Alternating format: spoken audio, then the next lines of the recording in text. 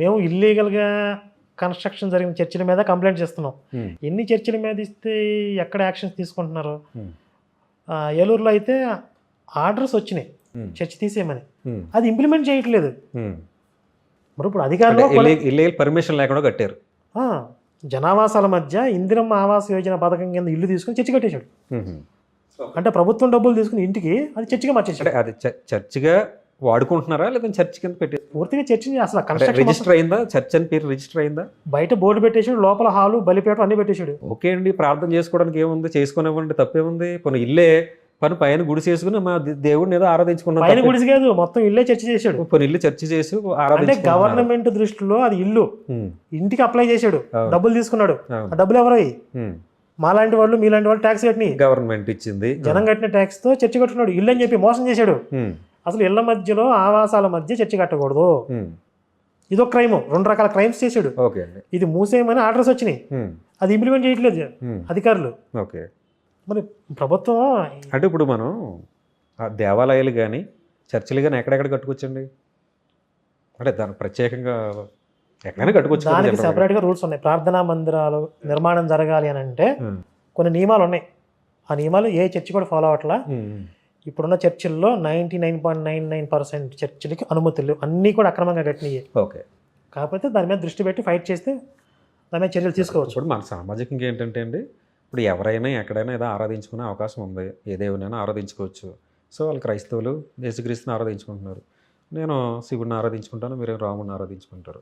సరే, అంతవరకు ఇబ్బంది ఏం లేదు కదా. మీకున్న ఆరోపణల్లో ఇది. నేను ముఖ్యంగా చెప్పదలసింది ఏంటంటే, సమాజము సామరస్యంగా ఉండడానికి కావాల్సినటువంటి ఆ విధానంలో మనం ఫైట్ చేస్తే బాగుంటుంది అనేది ఒకటి. అంటే వీళ్ళిద్దరి మధ్య గొడవలు పెట్టి కొట్టుకునేటువంటి పరిస్థితికి రాకుండా, అంటే మీదో కల్టి కింద తయారైపోతుందండి, వాళ్ళతో కల్టి కింద తయారైపోతుంది అనేది నాది ప్రధానమైన ఆవేదన. ఇప్పుడు తయారైపోవడం కాదు, ఆల్రెడీ తయారై ప్రమాదకరంగా ఉన్న వ్యవస్థని ఎదుర్కోవడానికి మేము సిద్ధమవుతున్నాం తప్ప ఓకే, ఇది మేము కొత్తగా తయారు చేసింది కాదు. సరే, నేను చెప్పేది ఏంటంటే ఫైనల్గా, మొన్న నేను అనౌన్స్ చేశాను, నా జీవితకాలం ముగించేలోపు ఒకటన్నా మిగిలిపోద్దేమో అది నేను ఓపెన్గా చెప్పాను. మీ వాళ్ళు కూడా ఇండైరెక్ట్గా ఇంచుమించుగా అవే చెప్పారు. మనకి అవకాశం వస్తే ఖచ్చితంగా భారతదేశాన్ని బైబిల్ దేశంగా మార్చేస్తాం, సంపూర్ణంగా యేసు రాజ్యం తేవడం మా లక్ష్యం అని చెప్పి ఈ పాస్టర్లు చెప్పలేదా? యేసు రాజ్యం తేవడం అంటే ఏంటి? హిందుత్వం దుడి చేయడం కదా. హిందుత్వం లేకుండా చేసి మీరు యేసు మతం తీసుకొస్తారు. నేను దాన్ని కొంచెం రివర్స్లో చెప్పాను అంతే. ఓకే అండి, దీని స్టేట్మెంట్ నేను ఒక స్టేట్మెంట్ ఇస్తానండి. ఇదే స్టేట్మెంట్ నేను ఇంకో స్టేట్మెంట్ ఇస్తాను. చెప్పండి. కరుణాకర్ సుగుణ గారు చెప్పినట్లుగా భారతదేశంలో ఒక చర్చ్ కూడా లేకుండా చేయాలనేటువంటి ఆలోచన ఆయనకు ఉంది. చేయకుండా పోతానేమో అనేటువంటి భయం కూడా ఆయనకు ఉంది. ఆయన ఆ చేసేటప్పటికి నేను ఉంటానో లేదో అనేది నాకు భయంగా ఉంది. అది చూడాలనేటువంటి కోరిక ఉంది నాకు. రెండోది ఏంటంటే, దానికి మించిన చర్చిలు పెరుగుతాయి అనేటువంటి విధానం కూడా ఆయనకి నేను సభామూర్ఖంగా ఇంటర్వ్యూ పూర్వకంగా చెప్తున్నాను. సరే, మీ ప్రయత్నం మీరు చేయండి. ఇప్పుడు మీరు చెప్పినా చెప్పకపోయినా మీ మిషన్ మీకు ఉంటుంది కదా. ఖచ్చితంగా మీరు ఆల్రెడీ యుద్ధక్షేత్రంలో ఉన్నారు, మీకు ఆ క్లియర్గా మీకు ఆ క్లారిటీ ఉంది. క్లారిటీ లేని మా వాళ్ళకే, కాబట్టి మేము మేల్కొల్పుతున్నాం, మా వాళ్ళని మేల్కొల్పుతున్నారు. ఇంకొకటి ఏంటంటే, మిమ్మల్ని చీమలో పుట్టలో ఉన్నటువంటి చీమ అని పోల్చారు సూర్యనారాయణ గారు. ఆ పుట్టలో ఉన్నటువంటి చీమ ఎవరు అనుకుంటున్నారు? మన కరుణాకర్ సుగ్న గారు లాంటి వాళ్ళు. అది కొడుతుంది, కుట్టిస్తుంది అని దేంట్లో చెప్పుకొచ్చారనమాట. ఇప్పుడు నాకు తెలియక నేను ఏలు పెడితే మీరు నన్ను కుట్టేస్తారా అంటే, చీమ కాబట్టి కుట్టింది.